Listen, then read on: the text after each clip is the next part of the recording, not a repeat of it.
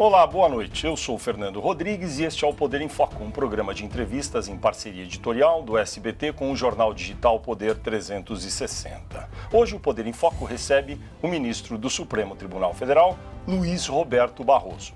Além de integrar a Suprema Corte, em maio, Barroso assumirá a presidência do Tribunal Superior Eleitoral. Ministro Barroso, boa noite, muito obrigado por estar aqui no Poder em Foco. Começo perguntando, o senhor assume em maio o TSE, o Brasil já tem uma lei eleitoral adequada, como o TSE vai conduzir o atual processo eleitoral? Bom, se tem uma lei eleitoral adequada, depende do ponto de vista. Eu acho que nós temos um sistema eleitoral muito ruim.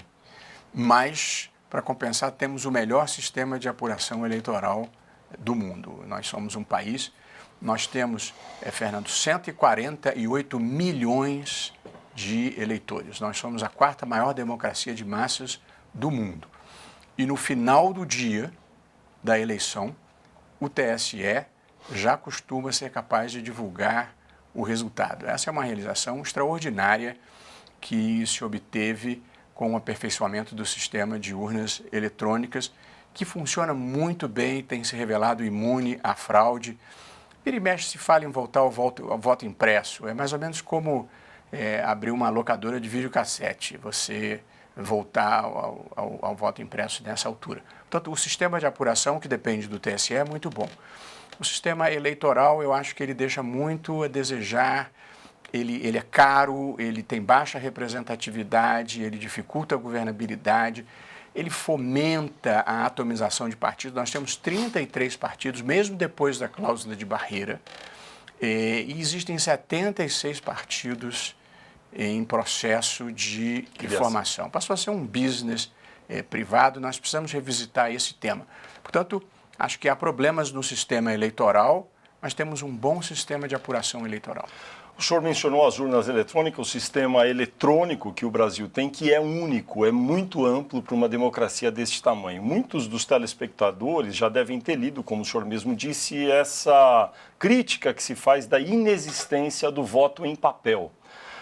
Como que o eleitor, o telespectador que nos vê agora, tem certeza de que a hora que ele digita um número, de fato o voto vai para aquele candidato? Bom, é a mesma certeza que você tem quando faz uma operação hoje bancária de milhões de reais pela internet, quando você manda a sua declaração de imposto de renda. São sistemas que se tornaram altamente sofisticados e altamente confiáveis. Era preciso que houvesse uma conspiração de milhares de pessoas simultaneamente concertadas para fraudar esse processo. Ao passo que o voto impresso, conjuntamente com o voto eletrônico, pode gerar inconsistências e haver um processo de judicialização das eleições. Quem perde nunca acha que perdeu merecidamente, portanto vai estar sempre buscando algum fundamento para questionar o processo eleitoral. E o voto impresso simultâneo ao voto eletrônico traria esse problema. O Supremo derrubou isso, eu penso que em boa hora, além de um custo estratosférico. Além do mais, Fernando, hoje em dia você tem pesquisas de opinião. Antigamente, quer dizer, a República Velha e durante muito tempo a fraude eleitoral foi um problema no Brasil. Hoje em dia não é fácil você fraudar as eleições, porque você tem pesquisas sérias vindas de múltiplos órgãos, embora haja discussões sobre algum direcionamento durante as pesquisas, a verdade é que se o resultado eleitoral der muito incongruente com a boca de urna da saída, acende-se uma luz amarela. Não é fácil fraudar e a verdade é que na experiência brasileira das urnas eletrônicas não houve nenhum episódio relevante de fraude até hoje apurado, denunciado e apurado. Voto impresso, portanto, não deve voltar? Nesse momento, não, porque a lei que havia foi considerada inconstitucional pelo Supremo, embora cautelarmente, e nem haveria condições, porque para você ter voto impresso, você teria que renovar todas as urnas existentes. Por quê? Para explicar para o nosso telespectador. Você tem uma urna eletrônica, a urna não tem uma impressora acoplada nela. E são quase 500 mil urnas. E, portanto, você precisaria licitar 500 mil impressoras num novo sistema. Provavelmente a urna não será aproveitável, então você vai ter que trocar de urna, uma fortuna, e simplesmente não há tempo. Eu, pelo contrário, Uma das ideias que eu tenho, eu não gosto de falar muito sobre a minha futura gestão, porque ainda estamos sob a presidência da ministra Rosa Weber, que é a minha amiga querida e fez um trabalho extraordinário na condução do TSE e na presidência das últimas eleições. Mas uma ideia que eu gostaria de explorar é precisamente a eleição do futuro. Quer dizer, essas urnas, essas quase 500 mil urnas, custam muito dinheiro. Num mundo em que, como eu disse anteriormente, você transfere um dinheiro daqui para o Marrocos por uma operação via internet no seu próprio computador, pelo celular. Há problemas de voto secreto, de fugir. Portanto, é preciso pensar uma forma de se permitir o voto eletrônico por sistemas um pouco mais modernos e contemporâneos do que você ter que ter uma urna física lá. O senhor imagina, por exemplo, um dia em que nós, com os nossos telefones, que já são praticamente, o uso é universal praticamente, que a pessoa vá com o seu próprio telefone e vote no telefone, na cabine? Como seria esse processo mais moderno? Como seria, eu ainda não sei. Justamente por isso que eu imagino começar a desenvolver estudos. Mas isso que você falou faz todo o sentido. Quer dizer, hoje em dia, eu me lembro, quando eu era advogado, há muitos anos, alguém me disse, esse negócio de jornal, televisão, telefone, rádio, tudo separado vai acabar. Isso vai tudo ser concentrado num único aparelho. E quando eu ouvi isso pela primeira vez, aquilo me soava muito estranho, porque televisão é um veículo, jornal impresso é outro veículo, telefone é outra coisa. E nós já estamos vivendo este mundo da revolução tecnológica em que você faz tudo pelo seu celular. O mundo mudou tanto, Fernando, nós temos hoje um novo vocabulário, com palavras que identificam utilidades que até anteontem a gente não conhecia e sem as quais a gente hoje já não saberia viver. WhatsApp, Uber, Waze, Instagram, Telegram, que no Brasil ficou meio perigoso, tudo hoje em dia você faz via celular. Portanto, essa sua especulação não é implausível. É possível que daqui a pouco seja assim mesmo. Quanto tempo o senhor acha que a gente vai evoluir para não ter a urna eletrônica física e ter algo mais suave, inclusive mais barato para o Estado? Olha, eu acho que a gente está vivendo uma época que até o futuro próximo é imprevisível. Portanto, poderia ser alguns poucos anos, poderiam ser alguns meses, depende da velocidade do processo de transformação, desse processo da revolução tecnológica. Falando da modernização necessária do sistema eleitoral, da representatividade que os eleitores têm dentro dos órgãos legislativos e executivos, qual é a importância, no seu entender, da candidatura avulsa e quando esse tema será finalmente definido na Justiça? Eu acho que esse é um tema puramente lateral e simbólico, que não tem uma relevância estrutural para o sistema. Eu sou relator desse caso, fiz uma audiência pública, ouvi os representantes do Congresso, do Senado, da Câmara, que são contra, a maior parte dos partidos é contra, a maior parte das organizações da sociedade civil é a favor. Uhum. Eu acho, sem entrar no mérito, quer dizer, a candidatura avulsa em si, ela não tem maior mérito, para falar a verdade. Algum papel que ela possa desempenhar, caso ela venha a ser aprovada, seja por decisão judicial, se o Supremo achar que é o caso, seja por legislação, é oferecer uma concorrência que motive os partidos a se democratizarem internamente, porque a falta de democracia interna nos partidos é um problema.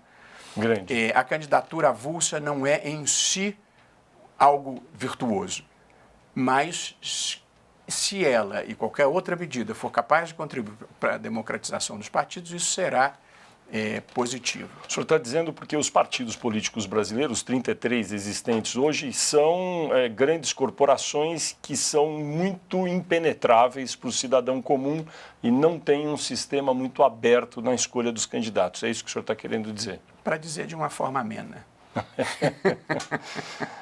E a candidatura avulsa talvez funcionasse como algo que impulsionaria algum tipo de democracia interna nas associações partidárias. Essa é a posição dos que são favoráveis. Uhum. A posição dos que são contrários é que isso produziria uma desinstitucionalização maior ainda dos partidos e do sistema O político. senhor não firmou convicção ainda? Eu não posso antecipar o meu voto. O seu voto vai ser apresentado ainda este ano? Provavelmente, mas sem nenhuma conexão com o processo eleitoral deste ano. Seria para frente. Entendi. Ministro, ainda falando do sistema eleitoral, o Congresso aprovou há cerca de 2 anos o que se chama de cláusula de barreira ou de desempenho. A medida que foi aprovada ficou de bom tamanho? O senhor faria essa cláusula de maneira diferente? E qual o impacto que o senhor acha que essa cláusula terá nas próximas eleições? Bom, a cláusula de barreira, para o telespectador que não seja familiarizado, é uma regra pela qual só pode ter representação no Congresso e participação no Congresso partidos que obtenham uma votação mínima, que, no caso desta emenda constitucional, é progressiva e só vai até 2030, quando será 3% de votação mínima. Infelizmente, essa foi uma matéria em que o Supremo, há algum tempo atrás, deu uma contribuição que eu penso negativa para o sistema eleitoral brasileiro. Havia uma cláusula de barreira que passaria a vigorar, salvo engano, em 2006. E que era uma exigência de 5% mínimo de votação e que teria contribuído para evitar essa multiplicação de partidos políticos que são conduzidos, com as exceções que confirmam a regra, como se fossem negócios privados que têm donos e interesses nem sempre republicanos. E o Supremo derrubou essa cláusula de barreira, entendendo que ela comprometia a representação das minorias, e acho que não foi uma decisão que fez bem ao sistema eleitoral brasileiro. Muitos anos depois se conseguiu essa nova cláusula de barreira de espectro bem menor do que a anterior.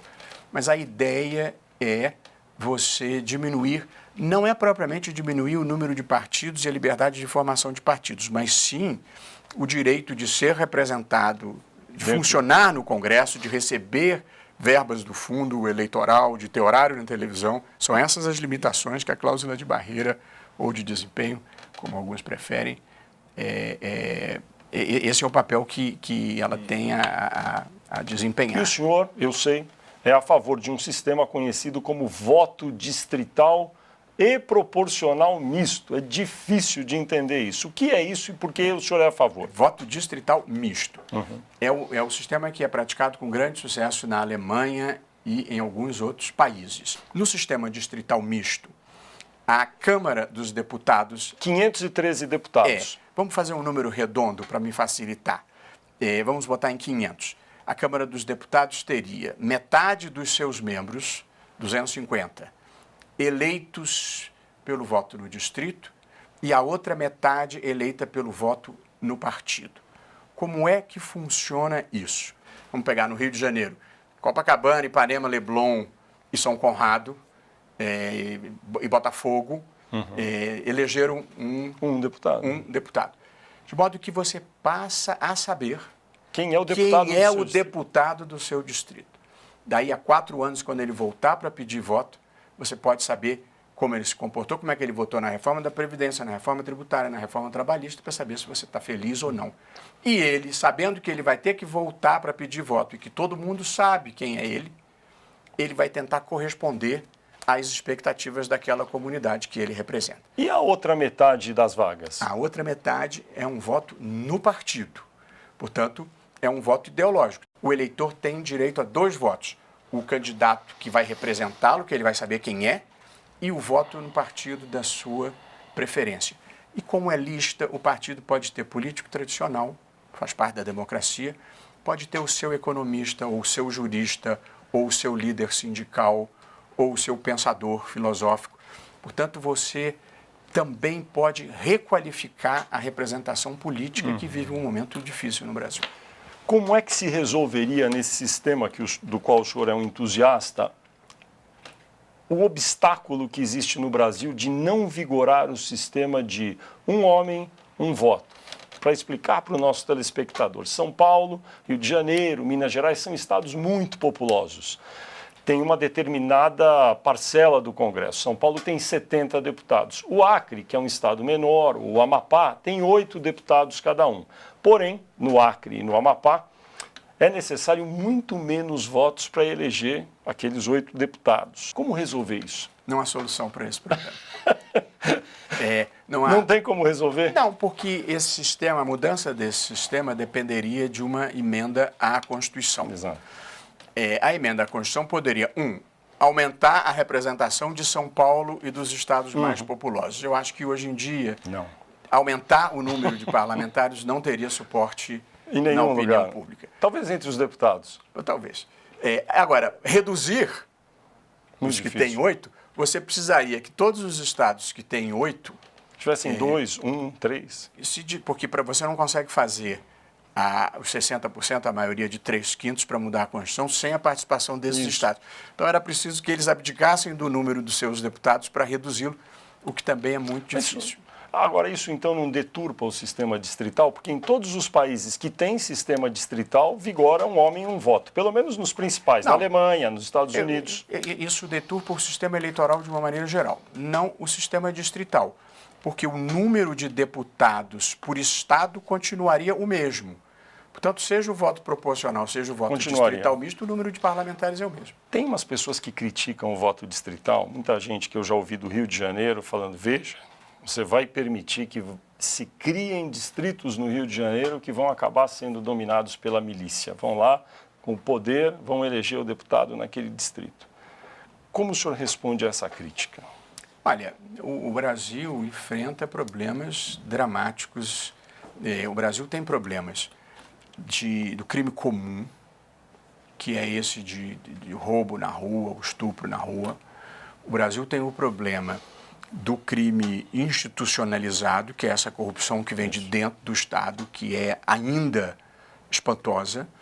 E você tem a criminalidade do crime organizado, que é o tráfico, que são as milícias, e no desmatamento da Amazônia também, hoje em dia, você tem crime organizado, às vezes com apoios que você não imaginaria. E, portanto, essa é uma questão de enfrentar o crime. Não é um problema nem uma culpa do sistema eleitoral. A milícia já exerce influência nas eleições do Rio de Janeiro. O tráfico já exerce influência nas eleições do Rio de Janeiro. Quer dizer, infelizmente, o crime organizado é uma realidade em um país em que o Estado não consegue se fazer presente. É muito preocupante o que acontece em termos de crime organizado no Brasil. As facções, elas foram, de alguma forma, atenuadas mais recentemente por esta política de segregação em prisões federais dos grandes líderes. Eu acho que o Ministério da Justiça acertou nessa política. Mas o crime, Fernando, se combate com polícia eficiente, evidentemente, mas o desenvolvimento, a educação básica, e nas comunidades do Rio de Janeiro houve uma política pública que deu certo por um certo período, que eram as UPPs, a Unidade de Polícia Pacificadora, em que você colocava a polícia naquela comunidade, portanto, espantava o crime, mas que por vicissitudes diversas não conseguiu ir além da ocupação policial. Porque depois que vai a polícia, tem que ir o posto de saúde, o posto de justiça, a escola, a quadra de esportes, a música e o teatro no fim de semana. Aí você cria uma comunidade verdadeiramente. Agora, achar que se combate o crime só mandando a polícia é um engano. A polícia é muito importante, deve ser bem paga, bem treinada e educada numa cultura de não violência contra as comunidades pobres. Porém, polícia sozinha não resolve criminalidade em parte alguma. O senhor mencionou aí na sua explicação a presença do crime organizado em várias áreas da sociedade, mencionou desmatamento da Amazônia. Que informação o senhor teria para compartilhar aqui sobre a presença do crime organizado também no desmatamento da Amazônia? Bom, o desmatamento, o que aconteceu no Brasil, para tentar falar em um parágrafo, até 2002, os índices de desmatamento na Amazônia eram alarmantes. E se continuasse naquele ritmo, em pouco tempo nós destruiríamos a floresta completamente. Em 2002, começa uma nova política pública, um grande plano para a Amazônia, que envolveu monitoramento para impedir o desmatamento ilegal, fiscalização pelo IBAMA, pela Polícia Federal, pelo Exército, criação de unidades de conservação e demarcação de terras indígenas. E aí, rigorosamente de 2004 a 2012, o Brasil teve uma política pública exemplar na Amazônia, contendo o desmatamento. O Brasil foi o país que mais contribuiu neste período para minimizar o aquecimento global, porque a Amazônia ela é um grande armazenador de carbono, que é o que compõe os gases que produzem o aquecimento global. Eu não vou entrar nesse detalhe, mas se você quiser também posso entrar. A partir de 2012, em 2013, volta a crescer o desmatamento. 2013, 2014, 2015, 2016, 2017, 2018 e agora 2019 estourou o desmatamento. Mas onde é que entra o crime organizado? Como é que ocorre o desmatamento? Você tem diversas causas. A primeira é a exploração ilegal de madeira. É assim que começa o desmatamento. Então, grandes grupos entram, cortam essas madeiras, fraudam, porque em algumas áreas é legítima a exploração de madeira, mas por falta de fiscalização e conivências diversas, você tira madeira de onde não poderia tirar, ou de áreas públicas, ou de áreas indígenas, ou de áreas preservadas, lava a madeira dizendo que você tirou de um lugar legítimo e vende para os Estados Unidos, para a Europa ou para a China como se fosse legal aquilo que é ilegal. 80% da madeira sai assim. Você precisa de uma organização criminosa para fazer todo esse ciclo que é a derrubada da madeira, e o transporte da madeira, a falsificação da madeira e a exportação da madeira. Então, a cadeia criminal começa com a extração ilegal de madeiras. Depois você tem... Aí como é que o ciclo vai? Depois que você extrai a madeira, você toca fogo e destrói o resto que ficou.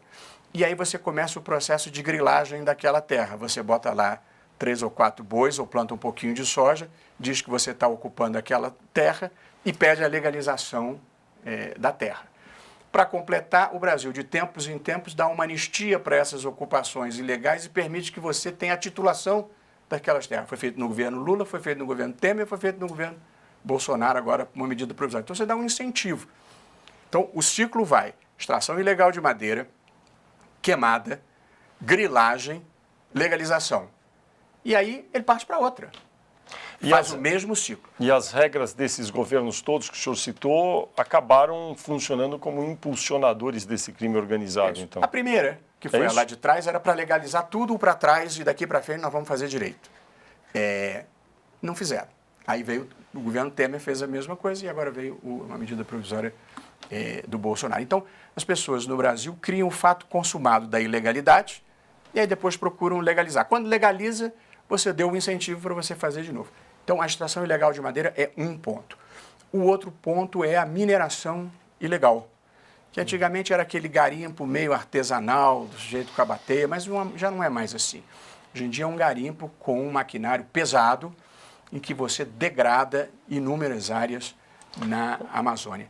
Então, há um discurso no Brasil hoje equivocado, desinformado, legitimador desse tipo de prática. Você faz mineração em área pública, faz mineração em área indígena, faz mineração em área de preservação, como se isso fosse aumentar a riqueza nacional.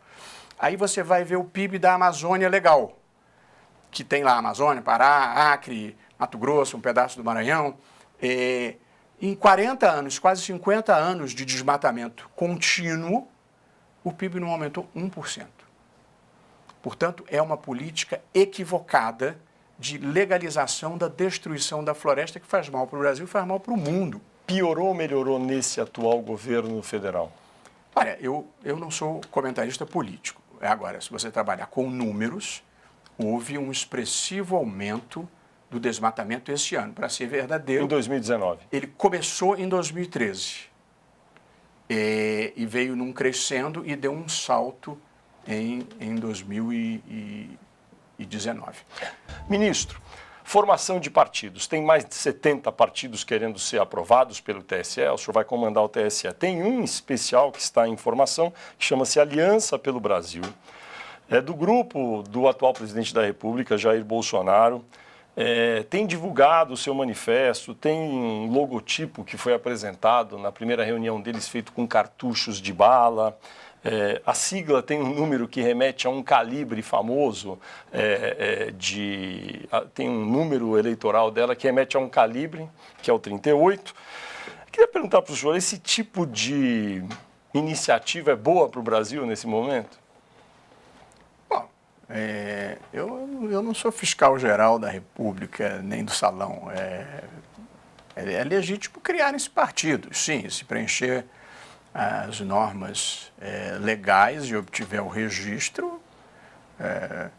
A democracia não são só as ideias que eu concordo, as democracias são as ideias que são capazes de conquistar a posição da maioria. Então, se a sua pergunta é legítimo um grupo querer criar um partido, o fato de eu concordar mais ou concordar menos não muda o direito dos outros, assim é a democracia.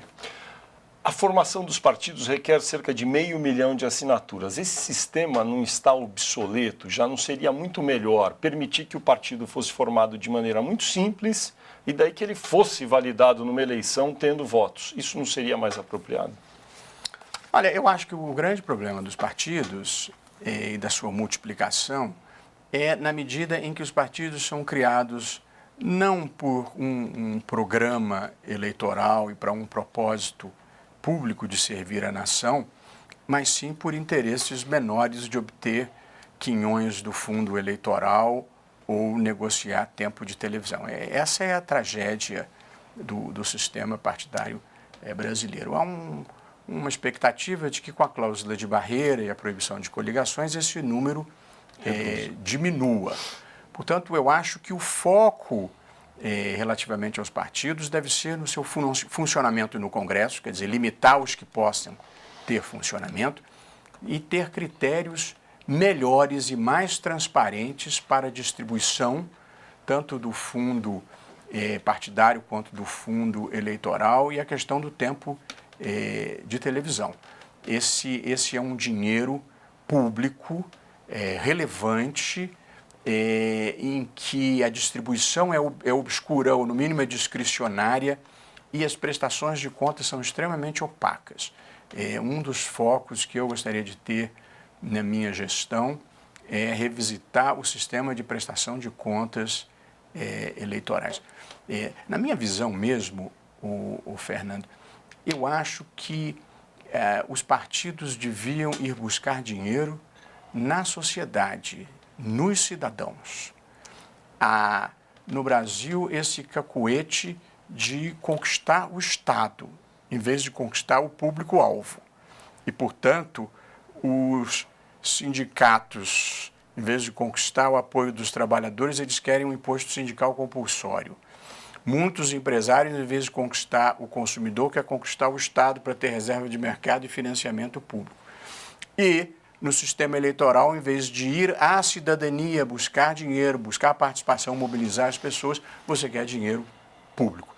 Essa é uma cultura brasileira que nós temos que enfrentar, é o vício no Estado. O CNJ recentemente baixou uma norma a respeito do comportamento de magistrados nas redes sociais.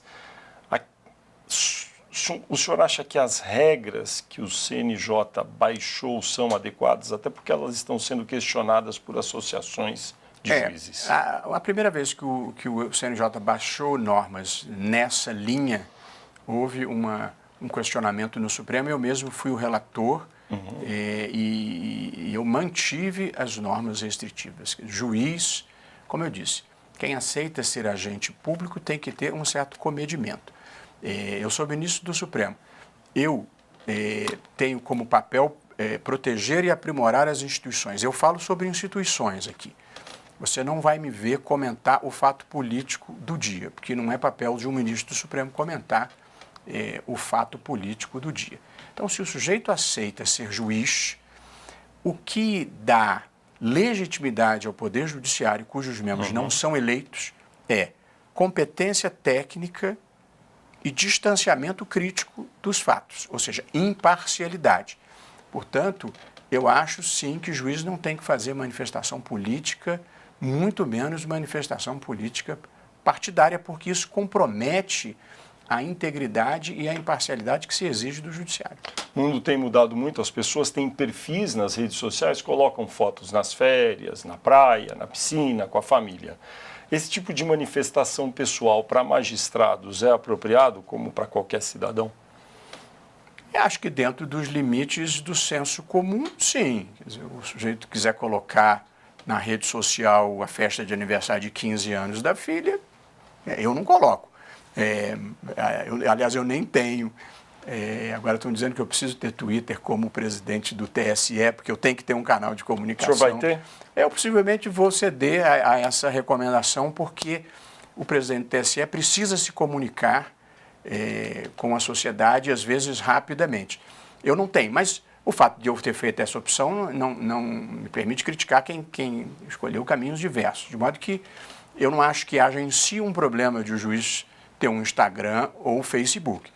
Agora, se no período eleitoral ele colocar foto com a campanha de um partido ou de outro, eu acho que ele faz muito mal, porque, como disse, um juiz, o que o caracteriza é a imparcialidade. Eu estava brincando outro dia, o juiz tem que ser de centro. O juiz não é nem de esquerda, nem de direita.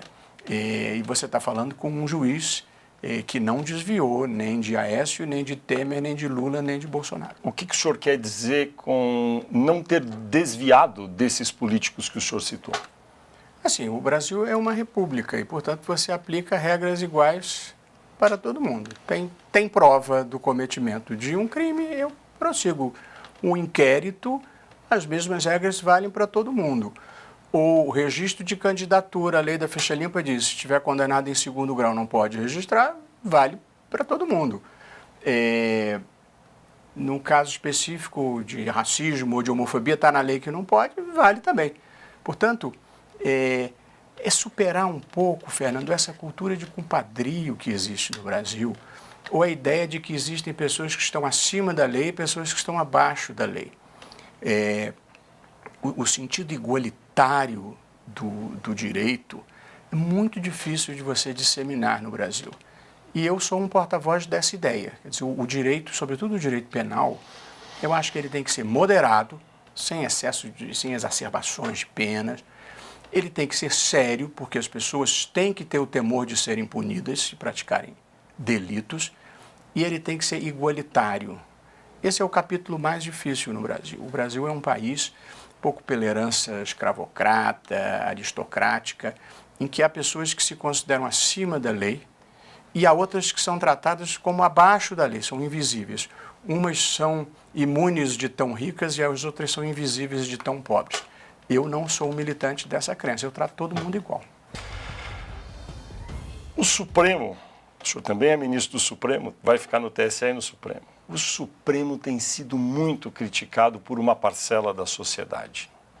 O Supremo errou tanto para merecer tantas críticas e o que teria errado? Veja, o Supremo, como os tribunais constitucionais em geral, ele tem dois grandes papéis: proteger direitos fundamentais e proteger a democracia. E eu acho que o Supremo desempenha bem esses dois papéis. O Supremo atuou bem na proteção de mulheres, negros, índios, comunidade LGBT, transgêneros, liberdade de expressão. O Supremo tem sido um bom guardião de direitos fundamentais. E acho que o Supremo tem sido um bom defensor da democracia no Brasil. Impôs o rito adequado para o impeachment, sem permitir que ele fosse conduzido erraticamente. Acho que o Supremo derrubou medidas do próprio presidente da República atual, com reedição de medida provisória da demarcação de terras indígenas, dissolução de conselhos. Portanto, eu acho que o Supremo se sai bem nos dois papéis que deve ter. Mas há um defeito de desenho institucional no Brasil que dá uma competência criminal imensa para o Supremo. E nessa, eu pessoalmente, acho que ele nem sempre se sai bem. Quando que o Supremo não se saiu bem, na sua opinião? Acho que, respeitando a posição de quem pensa diferentemente, ao modificar pela quarta vez a questão da possibilidade de execução das condenações criminais depois do segundo grau, que teve um impacto... A chamada prisão em segunda instância. Prisão em segunda instância. Produziu um impacto extremamente relevante sobre a criminalidade no Brasil. Extremamente relevante. De contenção, sobretudo, da criminalidade institucionalizada, da corrupção. Tivemos muitas colaborações premiadas e as pessoas efetivamente temendo o risco de serem punidas. E estava dando tão certo, e o Supremo voltou atrás, eu penso que em má hora, e, de novo, respeitando as posições contrárias, acho que fez mal para si, fez mal para a justiça e fez mal para o país. Sim. Na questão das alegações finais, que funcionam no processo penal um pouco como os créditos no final do programa de televisão. Tudo de importante já aconteceu. E, portanto, anular para trás com base naquilo, porque mudar para frente não teria problema nenhum, mas anular para trás era um ímpeto destrutivo do que havia sido feito, respeitando a posição dos colegas que pensam diferente. Mas acho que ao transferir competências da Justiça Federal, que vinha funcionando bem para a Justiça Eleitoral, ao tirar tudo que podia da 13ª Vara Criminal de Curitiba, onde as coisas vinham funcionando, de novo, eu acho que as pessoas têm uma visão diferente da minha e merecem respeito por isso.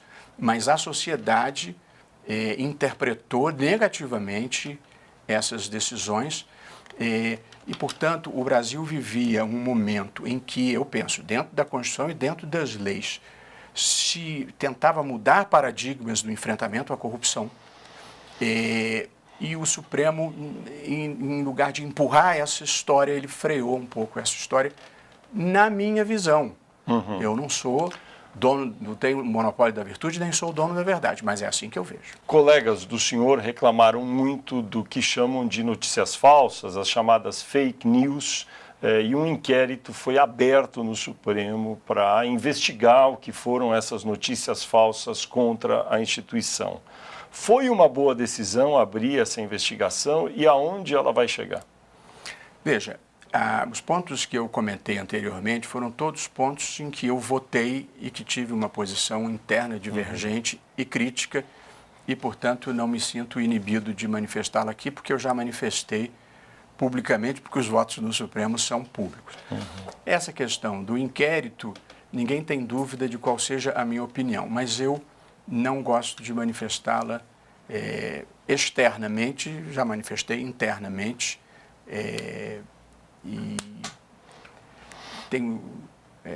acho que a gente tem que preservar um pouco as instituições, inclusive das críticas de quem está dentro delas. O Supremo, como qualquer instituição democrática, pode e deve estar sujeito à crítica pública. Mas a partir de um certo momento, essa crítica se tornou extremamente destrutiva. E a gente deve querer modificar as instituições, mas não destruir as instituições. De modo que eu mesmo me impus uma certa autocontenção depois de um dado momento. Já entendi que o senhor não gostou muito desse inquérito. Ministro, fake news em eleições. É possível, de maneira eficaz, acabar ou minimizar em grande parte o impacto dessas notícias falsas no processo eleitoral? O impacto, talvez. Acabar com elas, infelizmente, não. A ideia de que se possa conter fake news por decisão judicial é um equívoco. Por quê? Porque é simplesmente impossível. Primeiro, porque a própria definição do que seja fake news, Fernando, é muito difícil. Se um candidato disser do outro, fulano de tal tem profundas ligações com a milícia do Rio de Janeiro, ou outro disser, fulano de tal tem profundas ligações com o esquema de corrupção que campeou no Brasil durante muito tempo. Isso são fake news, essa é uma visão legítima, é uma crítica aceitável, e o judiciário que vai ser o censor do que pode e o que não pode. Portanto, você tem uma primeira dificuldade que é qualificar o que seja fake news. É claro que se você disser, fulano de tal foi condenado por pedofilia, E não foi? esse é um fato objetivo, aí você pode demonstrar. Se foi ou não foi. Mas geralmente não é simples assim, é um pouco mais complexo do que isso. Segundo, a velocidade em que isso circula é como correr atrás de vento, entendeu? A velocidade com que uma matéria circula na internet e amanhã já é outra notícia. O que o TSE pode fazer? Portanto, nas situações extremas, como esse exemplo que eu dei, condenação por pedofilia, o TSE pode e deve interferir, onde inequivocamente existem fake news. Mesmo que seja difícil de fazer isso a tempo e a hora, porque a atuação de um tribunal, salvo exceções, quando alguém faz uma representação, você tem que ouvir a outra parte, você tem que achar a outra parte. Com um detalhe, nesse caso as fake news estão vindo da Rússia, ou da China, ou do Paraguai, você não chega lá com facilidade. Portanto, eu não gosto de vender ilusões, é muito difícil você, por decisão judicial, impedir isso. Portanto, quais são os mecanismos principais? Tecnologia.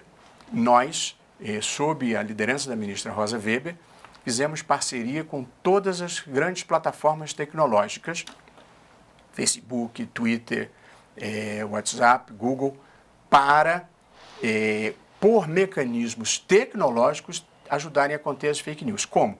Você detecta robôs que estão impulsionando ou você detecta comportamentos atípicos dentro da rede. Isso é possível e desejável, e acho sim que eles devem fazer. Essas plataformas tinham uma posição muito arredia, mas elas tiveram uma quebra de imagem de serem associadas a uma contaminação negativa da democracia, e acho que elas mudaram um pouco de postura. Portanto, residualmente decisão judicial, predominantemente mecanismos tecnológicos e, sobretudo, informação. Quer dizer, quando eu falei do Twitter, quer dizer, você poder mandar informação direta para a população. O problema que acontece no mundo em geral, não é só no Brasil, é que a internet, com muitas virtudes, trouxe campanhas de difamação, campanhas de ódio, campanhas de desinformação, o apavorante deepfake, que é me colocar aqui conversando com você, dizendo coisas que eu nunca disse, mas é difícil de detectar. Você poderia enfrentar isso com imprensa livre. E de uma certa forma, que vai atrás dos fatos reais e faz o filtro. O problema é que, nesse momento em que a gente mais precisa da imprensa, a imprensa vive uma crise no seu modelo de negócio. Você mesmo divulga no seu site periodicamente quedas de assinatura e dessa demanda. Isso é preocupante, porque imprensa livre e de qualidade é uma das grandes armas contra fake news. Você ter confiabilidade no que você está lendo e ter alguém que filtra, faz o fact-checking e diz, olha, isso é mentira, isso é verdade. Ministro Barroso, o senhor está feliz no Supremo Tribunal Federal? Sabe que a felicidade é uma condição interior, independe dos fatos externos. Eu acho, Fernando, que a gente deve aceitar com alegria as missões que a vida nos dá. E eu, portanto, eu diria a você, eu estou feliz no Supremo, tentando cumprir da melhor maneira que eu consigo o meu papel. A vida me deu, eu considero uma bênção, um privilégio de poder servir o Brasil sem ter nenhum interesse, que não seja fazer um país melhor e maior. Não tem nenhum interesse. Eu vou para a minha casa ou vou para a minha universidade, não tenho nenhuma ambição diferente na vida. Portanto, não deixa de ser uma realização eu estar onde eu tenho uma exposição miserável. Você acorda todos os dias dizendo, meu Deus, o que estão falando de mim hoje? Mas eu vivo em paz, assim, eu me movo com a bênção de Deus pelo que eu acho correto, justo e legítimo. E, portanto, dizem que a felicidade, tem uma frase boa da Ingrid Bergman, felicidade é boa saúde e má memória. Mas não era essa que eu queria usar, não. Acho que a felicidade é você conseguir fazer de você aquilo que você gostaria de fazer, aquilo que você acha que você pode fazer. E aí, nesse sentido, a minha resposta é afirmativa. Eu faço verdadeiramente o que acho certo e me realizo com isso. Ministro Luiz Roberto Barroso, muito obrigado por sua presença aqui no Poder em Foco e eu agradeço também a você, telespectador, que acompanhou o programa até aqui. Aproveito para lembrar que você pode assistir a esta entrevista nos canais do SBT Jornalismo e do Poder 360 no YouTube. No próximo domingo, logo após o programa Silvio Santos, tem mais um Poder em Foco, sempre conversando com personalidades do ambiente do poder. Eu espero todos vocês aqui. Uma boa semana a todos.